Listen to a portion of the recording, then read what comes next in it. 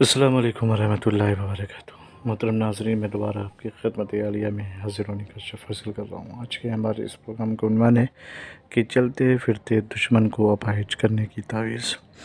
लेकिन याद रखें, हमारे जितने भी अमल होते हैं वो सिर्फ़ और सिर्फ जायज़ मकसद के होते हैं।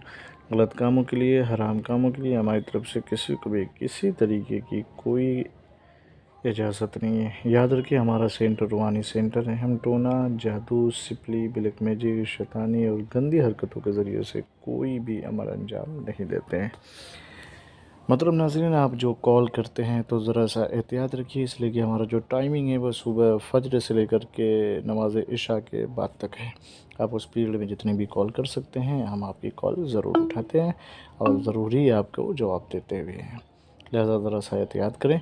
आज का जो अमल है वो दुश्मन को अपाहिज। काफ़ी लोगों ने कहा था कि कोई ऐसा अमल बताइए कि जिसके करने से दुश्मन जो अपाहिज हो जाए, दुश्मन बिस्तरे मर्ग पर आ जाए, दुश्मन अलील हो जाए, दुश्मन जो है हॉस्पिटलाइज हो जाए।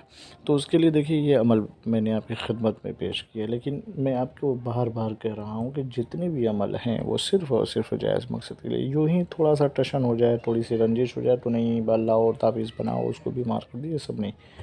सब्र करें अल्लाह के वास्ते। जब पैमाने सब्र लबरेज़ हो जाए, जब बिल्कुल आउट ऑफ कंट्रोल हो जाए, समझा रहे हैं, बता रहे हैं, लोगों उसको भेज भी रहे हैं कि ऐसा गलत वलत ना करो, उसके बावजूद भी वो तैश में, जब पैमाने सब्र लबरेज़ हो जाए और जो सब्र की लकीर है उसको क्रॉस कर दिया जाए, फिर उसके बाद आप इस तावीज़ का इस्तेमाल करें। करना क्या है, सबसे पहले तो आप जो रूबा क़िबला बैठ जाएँ, फिर अपना हिसार कर लें आयतुल कुर्सी शरीफ से और चारों कुल शरीफ से। ये जो है याद रखिए, कमर दर अकरब में और सात बद में इसका इस्तेमाल ना करें। अब आप ये पूछिएगा कि कमर दर अकरब क्या होता है और सात बद क्या होता है, सात नेक क्या होती है, तो बहुत लंबी वीडियो बन जाएगी। आप किताबें उठा करके देख लीजिएगा तो उसमें ये सारी चीज़ें मिल जाएंगी। बस इतना मतलब कमर दर अकरब में नहीं करना चाहिए। और सात बद यानी बुरी जो तारीख़ होती है उन तारीख़ में और मनहूस दिन जो होते हैं उसमें बिल्कुल भी इसका इस्तेमाल ना करें। आप अपना देख लें सात नेक में। नेक सात का मतलब ये है कि तुलुए फजर से लेकर के गुरूब आफ्ताब तक, उसमें भी देख लीजिए दिन का एक वो आप देख लीजिएगा।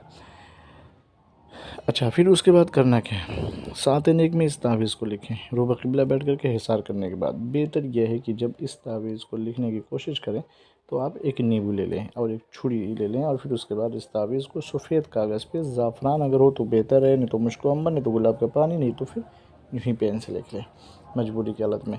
इस तावीज़ को लिखने का आगाज़ क्या करेंगे, पहले लिखेंगे 130, फिर उसके बाद 0, फिर 8, फिर 7, फिर 9, फिर 8, फिर 7, फिर 1, फिर 0, फिर 2।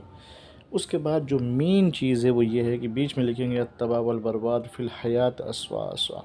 उसका तस्वुर कर लीजिएगा जिसके लिए आप बना रहे हैं। फिर उसके बाद इस तावीज़ को मुकम्मल कीजिए और ज़रा सा नींबू काट करके आधा कीजिए और उस तावीज़ को उसी के अंदर फ़ोल्ड कर दीजिए।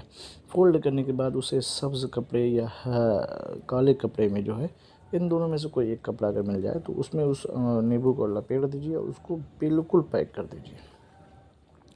अब जाइए कब्रिस्तान, दिन में जाइएगा, दो कब्रों के बीच में इस तावीज़ को दफन कर दें। अगर ये ना मिले तो खंडर, सुनसान बयाबान, जहाँ वक्फ़ की जो ज़मीनें होती हैं जो गिरी पड़ी हों, उसमें इसको दफन कर दीजिए और फिर उसके बाद आप अपने घर चले जाइए। ख़वातीन हज़रात बिल्कुल भी ना करें, नापाकी की हालत में तो मर्द हज़रात भी इसका इस्तेमाल ना करें। अब आप जब ये अमल आप कर लें तो फिर उसके बाद अपने घर चलें और फिर उसके बाद उसका तमाशा देखें, उसकी बीमारी और उसकी अलालत शुरू हो जाएगी। और अगर कोई कहे कि हम ये नहीं करना चाहते, कोई वजीफ़ा बताइए कि जिसकी वजह से ये बेहतर हो जाए, तो सूरह फ़ील, अलम तरा कैफ़ फ़अल रब्बुका बिअस्हाबिल फ़ील, उस सूरह मुबारक को 41 मरतबा उसी नीयत से पढ़िए, दुश्मन की तबाही और दुश्मन की बर्बादी से की नीयत से कुछ दिन तक, कम से कम एक चिल्ला कीजिए, यानी 40 दिन तक पढ़िए। फिर इंशाअल्लाह आप देखिएगा कि दुश्मन की तबाही और बर्बादी शुरू हो जाएगी। बहुत मुजर्रब अमल है ये भी, और वो जो सूरह फ़ील मैंने आपकी खिदमत में अर्ज़ की, लेकिन फिर आपकी खिदमत में अर्ज़ कर रहा हूँ कि सिर्फ़ और सिर्फ जायज़ मकसद के लिए इसका इस्तेमाल कीजिए। गलत कामों के लिए, गलत मकसद के लिए अगर आप इस्तेमाल करेंगे तो जनाब आली, इस पे नुकसान आप ही का होगा, दुश्मन का नहीं होगा। इसलिए कि इसका मुवक्किल वो काम ही नहीं कर सकता। इसका मुवक्किल ख़ुद देखेगा कि ये गलत हो रहा है या सही हो रहा है। ठीक है, इसको इस्तेमाल करें, बहुत मुजरब अमल है।